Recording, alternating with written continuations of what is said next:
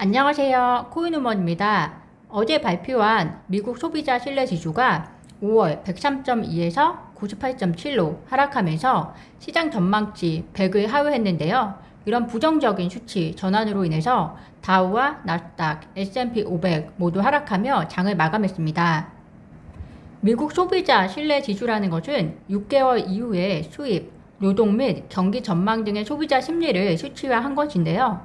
100을 기준으로 봤을 때 플러스일 경우에는 긍정적, 마이너스일 경우에는 부정적인 것으로 판단하시면 될 것 같습니다. 보시는 것처럼 그 전까지는 100을 넘음으로 인해서 긍정적인 수치를 보였는데요. 이번에 발표한 내용으로 보면 100 미만으로 부정적인 수치로 전환을 했습니다. 미국 소비자 신뢰 지수가 부정적으로 바뀐 이유는 우선 미 연방준비제도가 공격적인 금리 인상으로 인해서 경기 침체에 대한 우려가 높아지고 있다는 점이 반영이 되었을 거고요. 그뿐만이 아니라 현재 우크라이나와 러시아 전쟁 4개월이 되는 시점에서 보았을 때 러시아가 이번 전쟁에서 서방 국가들의 제재들에도 불구하고 루블화 가치 상승 및 전례 없는 원유 수출 달성으로 유리한 고지를 차지했다고 보여지기 때문인데요. 이 말은 러시아와 우크라이나에 대한 전쟁은 쉽게 끝나지 않을 것이다 라는 것에 대한 투자자분들의 실망 아닌 실망 때문일 것이라고 생각을 합니다. 최근 G7 정상들이 모여서 논의한 러시아에 대한 추가 제재가 얼마나 효과가 있을지 의구심이 되지만 세계 경제 그리고 각국의 자국민들에 대한 일상의 행복을 되찾아주기 위해서라도 러시아와 우크라이나 전쟁의 변화가 생겨야 할 것으로 생각이 듭니다. 이번 주 있을 주요 경제 지표 발표인 미국 GDP와 그리고 미국 개인 소비 지출, PCE도 함께 보시면서 남은 주 미국 증시와 암호화폐 투자 전략을 고려해 보시면 좋을 것 같은데요. 증시와 동조화되고 있는 비트코인 보시면 2,600만 원대에서 횡보하고 있고요. 리플 보도록 하겠습니다. 리플의 경우는 440원 정도에서 가격을 보여주고 있는데요. 7월 13일 미국 소비자 물가 지수 CPI와 7월 27일 미국 금리 인상 발표 전까지는 한 2주 정도가 남았습니다. 그 어느 때보다 거시 경제적 지표와 그리고 지정학적 요인들이 중요한 만큼 계속해서 관심을 가져가시는 게 좋을 것 같습니다. 저희는 리플의 미래를 보고 투자하는 투자자로서 오늘 CBDC 관련 리플의 혁신적인 행보를 공유하고자 하는데요.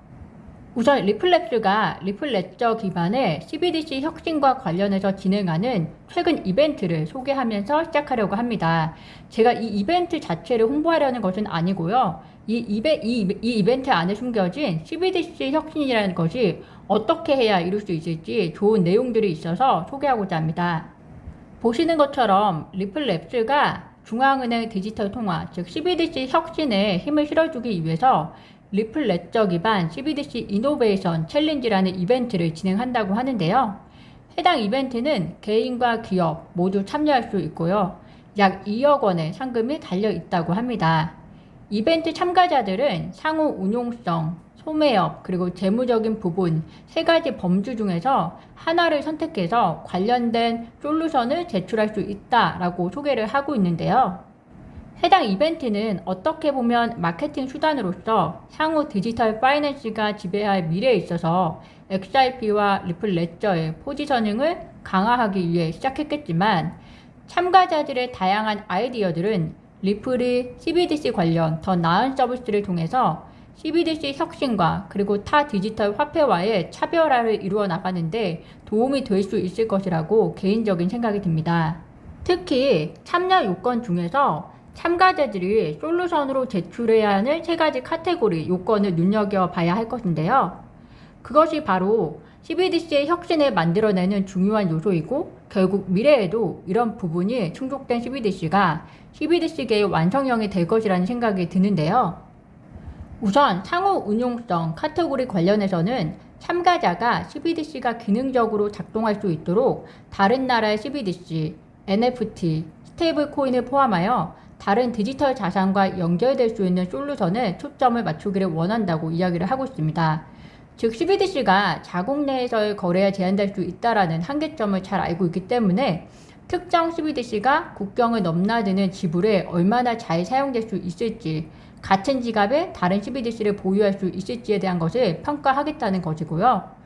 두 번째, 소매 분야 관련해서는 솔루션이 매우 간단해서 광범위한 사용자가 쉽게 이용할 수 있어야 하고 오프라인 환경에서 CBDC를 활용할 수 있는지, 그리고 CBDC를 기존 금융 시스템에 어떻게 통합할 수 있는지에 대해서도 참가자가 고려해야 한다고 이야기하고 있습니다.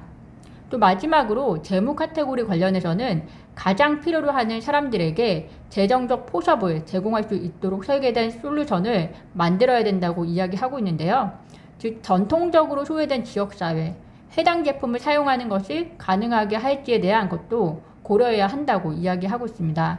즉 CBDC가 미국이나 유럽, 선진국 이외에 현재 개발도상국이나 경제적 지위가 낮은 나라, 즉 자국 통화의 안정성이 매우 떨어진 나라에서 더 많은 쓰임새가 있을 것임을 고려한 내용이라고 생각이 드는데요. 실제로 리플의 CBDC 혁신에 관한 행보는 이뿐만이 아닙니다. 지난 3월에는 아랍이 CBDC 대안으로 리플렛을 선정을 했고요.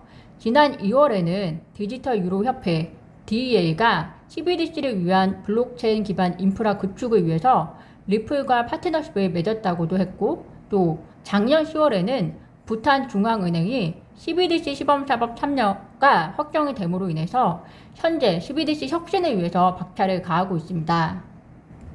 지난 5월 기준 CBDC의 개발 및 도입 진행 현황을 보시면요.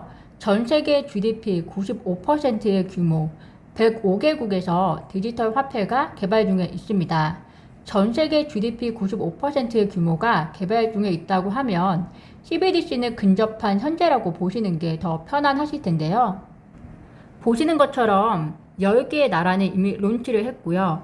15개의 나라는 파일럿으로 시행이 되고 있고 24개의 나라는 지금 개발 중에 있습니다. 그리고 미국같이 그런 43개의 나라의 경우에는 지금 연구가 진행 중인 것으로 얘기가 되고 있는데요. 여기서 리플은 어제 말씀드린 스테이블 코인뿐만이 아니라 암호화폐, CBDC를 모두 연결할 수 있는 기술을 가지고 있고 더 성장해 나가기 위해서 꾸준히 노력하는 회사로 보여지는데 어떻게 생각하시나요? 이런 항보로 보면 CBDC 관련해서는 조금 속도가 더딘 미국 같은 경우에 그 어느 때보다 리플이 필요할 것으로 느껴지는 시점입니다. SEC 소송이 빨리 마무리되어서 리플이 성장의 날개를 마음껏 펼칠 수 있는 날이 오기를 고대하며 오늘도 영상 시청 감사드립니다. 구독과 알림 설정은 코인 우먼에게 큰 힘이 됩니다. 감사합니다.